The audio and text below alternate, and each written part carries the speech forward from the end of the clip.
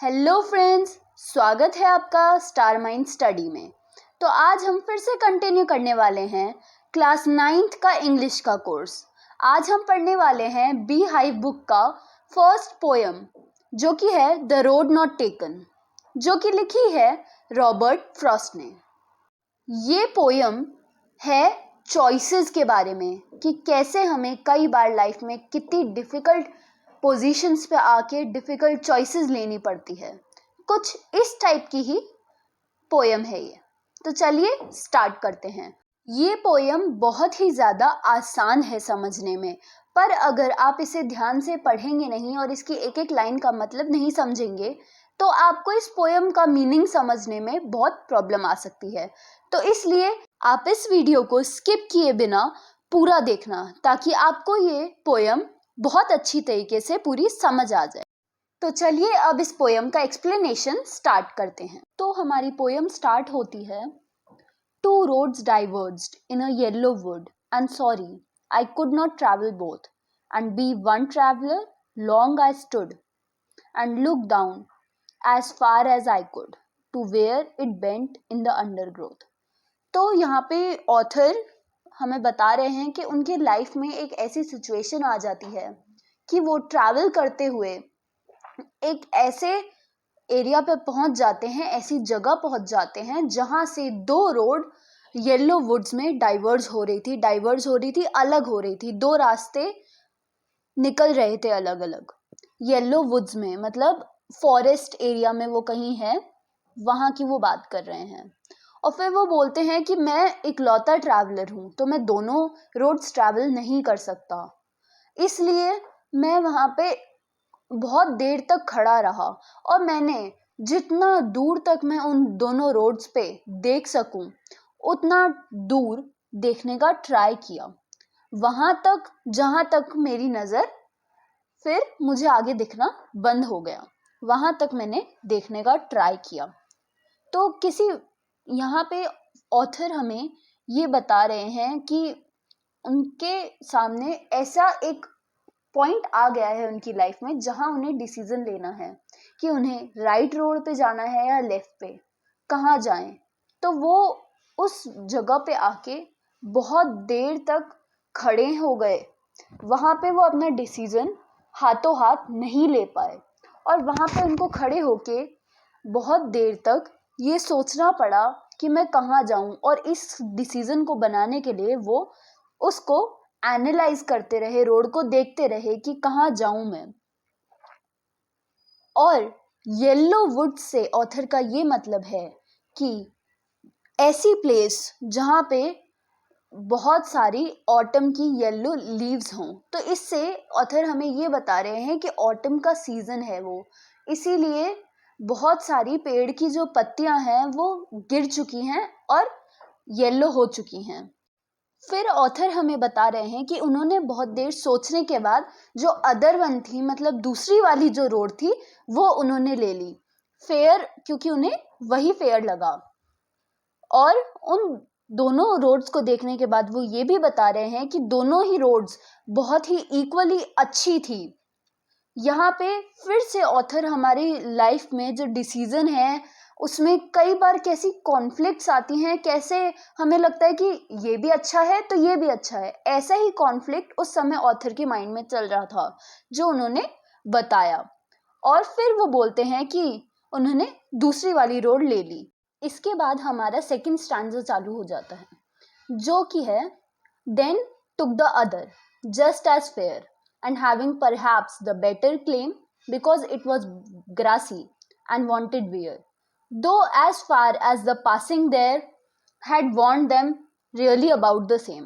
तो दोनों रोड्स को देखने के बाद ऑथर को ये पता चलता है कि जो दोनों रोड्स हैं वो इक्वली गुड हैं, मतलब दोनों बराबर ही अच्छी हैं। मैं कोई सी भी ले दोनों ही अच्छी हैं, बराबर हैं।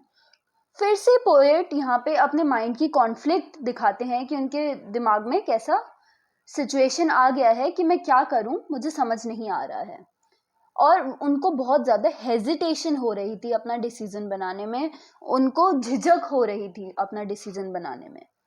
पर फिर उन्होंने सेकंड रोड चूज की, क्योंकि उनको सेकंड रोड उतनी ही वेलकमिंग और एंटाइसिंग लग रही थी जितनी की पहली। मतलब उनको सेकंड रोड उतनी ही वेलकमिंग, उतनी ही अच्छी लग रही थी जितनी की पहली। और उन्होंने सेकंड रोड लेने का इसलिए भी डिसाइड किया क्योंकि वो बहुत ज़्यादा ग्रासी थी। मतलब इस पोएम में हमें ऑथर ने बताया है कि ऑटम का सीजन है और लीव्स गिरी हुई हैं। तो इस समय ऑथर ये नोटिस करते हैं कि जो सेकंड रोड है वो बहुत ज़्यादा ग्रासी है, मतलब उस पर बहुत सारी लीव्स गिरी हुई है और वो बहुत सारे लोगों ने ट्रैवल नहीं की है। मतलब ज़्यादातर लोगों ने फर्स्ट रोड पे ही ट्रैवल किया था, सेकंड रोड पे नहीं की थी ट्रैवल ज़्यादा लोगों ने। तो ये ऑथर को रियलाइज होता है। इसके बाद हमारा थर्ड स्टैंजा स्टार्ट होता है। And both that morning equally lay in leaves, no step had trodden black. Oh, I kept the first for another day. Yet knowing how way leads on to way, I doubted if I should ever come back. तो author बता रहे हैं कि उस morning को जब उन्होंने देखा तो जो दोनों पाथ थे, दोनों जो रास्ते थे, वो बहुत ही ज़्यादा सिमिलर और इक्वल लग रहे थे, बराबर एक जैसे लग रहे थे। जो दोनों रोड्स थी वो लीव से कवर थी और जो लीव्स थी वो ऐसे नहीं लग रहा था कि किसी ट्रैवलर के पैर से क्रश हो गई हो। जैसे हम कभी किसी लीफ पे चढ़ जाते हैं तो वो क्रश हो जाती है और ब्लैक हो जाती है, काली पड़ जाती है।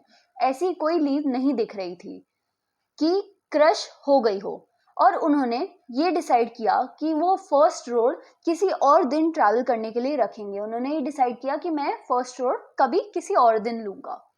फिर उनको ये भी पता था, उसके बावजूद भी उनको ये पता था कि एक रास्ते से कैसे दूसरा रास्ता निकलता है। जैसे हम आगे कई बार ऐसा होता है कि हम एक रास्ते पे जाते हैं, उससे दूसरा रास्ता कनेक्टेड होता है, तो ऐसे ही उनको पता था कि कैसे एक वे से दूसरा वे निकलता है। तो वो ये भी डाउट कर रहे थे अपने डिसीजन के ऊपर कि क्या मैं वापस कभी आ पाऊंगा ये फर्स्ट रोड लेने के लिए।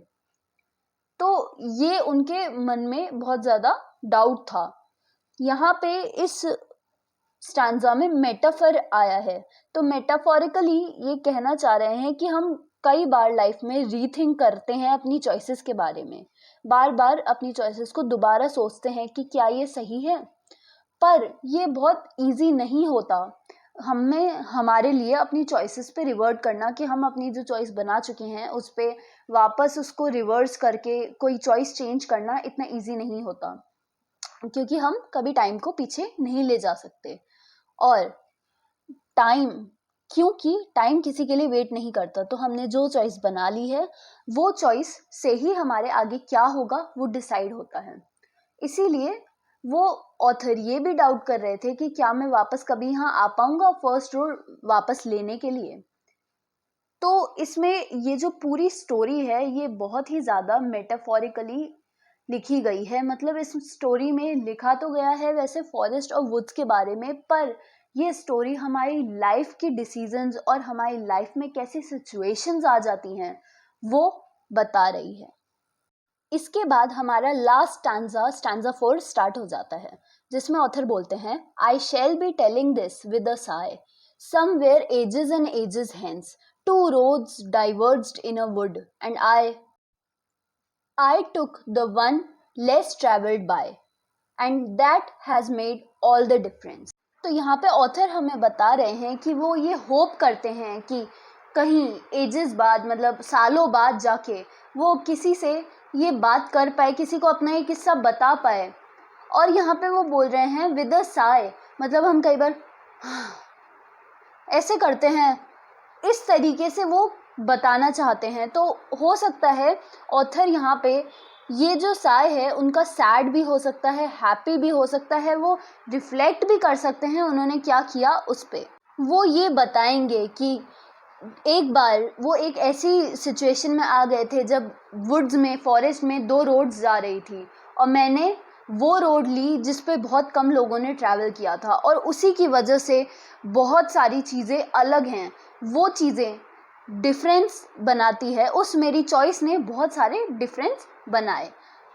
वो ऐसा बोल रहे हैं कि उन्होंने वो काम किया जो लोगों ने नहीं किया था, क्योंकि कई बार ऐसा होता है कि लोग ज़्यादातर वही काम करते हैं जो और लोगों ने किया होता है।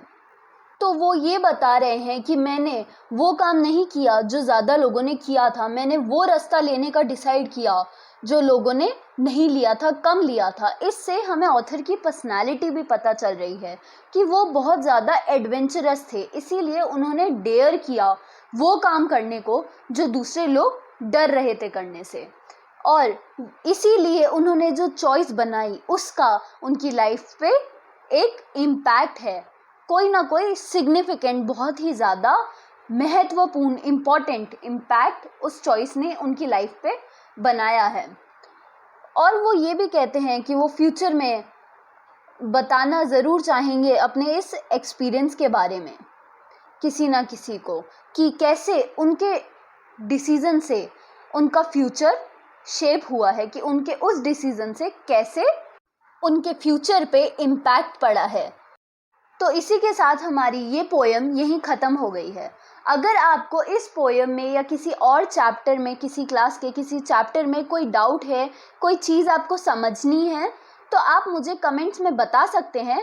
मैं आपका वो डाउट क्लियर करने का पूरा ट्राई करूँगी। तो अब मैं आपसे मिलूँगी अगली वीडियो में, तब तक के लिए बाय बाय। तो अगर आपको ये वीडियो पसंद आया है तो वीडियो को लाइक कर देना, चैनल पे नए हो तो चैनल को सब्सक्राइब कर देना और बेल का आइकन प्रेस करना बिल्कुल मत भूलना।